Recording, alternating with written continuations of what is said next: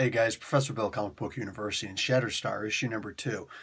You may notice that I forgot to bring the freaking comic book home. Duh. Anyway, yeah, so I went digital on this one. Oh well, happens. Anyway, so question: did I find anything wrong with this comic book? I'll get back to you on that in a moment. First, credit where credit is due. All right, so part 2 of 5, I believe. We got writer Timothy Seeley, penciler Carlos Villa. Inker, Juan Velasco, flashback art, Gerardo Sandoval, and Carlos Lopez is on colors. VC's Corey Petit on letters, cover artist Yasmin Putri, graphic designer Carlos Lau. This was a fun comic book, man. When you start in the beginning and you're seeing that all these guys are on horse 4, they're doing these gladiatorial arrangements, but for the most part, as wicked as it is, the people in general just really don't care. Like seeing that one alien girl looking at an image of shoes on her tablet is freaking hysterical. Like there's a gladiatorial, she's got practically front row seats, and she's just like, yeah. But these pumps, man, they're just great. The Grandmaster being there the entire time. Also, did you notice that the Grandmaster was actually narrating everything? That was pretty impressive. Like, I didn't recognize that until the very end. I'm like, I just thought it was regular old narration. Then at the end, you realize it's actually Enthusiast who's doing that. That was cool. I like that. Quick little, like, unimportant twist, but it was still fun.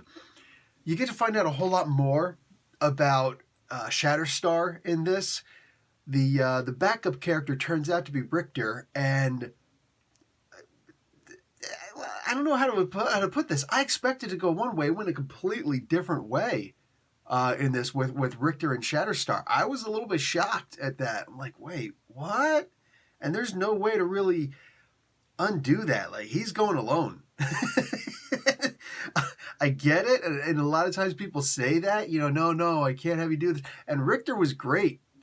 He's like, dude, are we going to seriously waste time and talk about how this is your fight and blah, blah, blah? Okay. Shocked me. So pretty much everything that happened in this comic book, I did not see coming.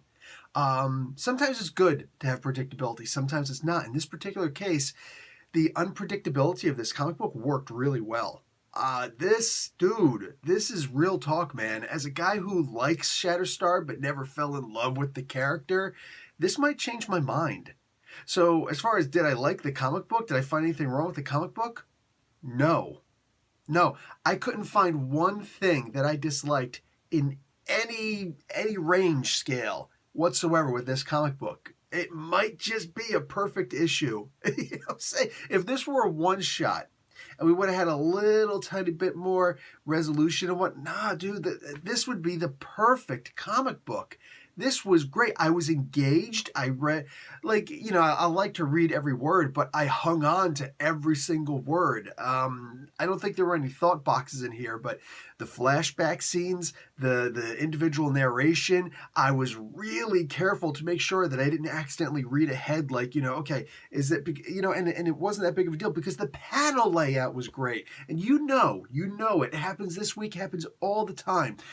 The panel layout sometimes will be such that you look and it's like, well, that doesn't make a whole lot. And then you read over there, oh, I was supposed to read this, then this, then this. Yeah, no, none of that happened. Everything was perfectly laid out. I mean, and it wasn't like it was just, 9 boxes, bow, bow, bow, bow, bow, bow, bow, bow, bow, nice and easy to read. No, there was some serious, layout designs here.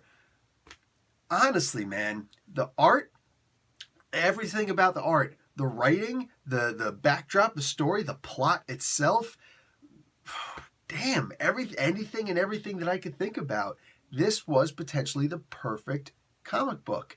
Why don't I have the physical copy of it, damn it? I think I actually forgot to show that this comic book was out this week in my This Week in Comics. Yeah, because how the heck? Anyway, yeah, solid issue, perfect issue. Loved this. Guys, if you're not reading this comic book, go read the comic book.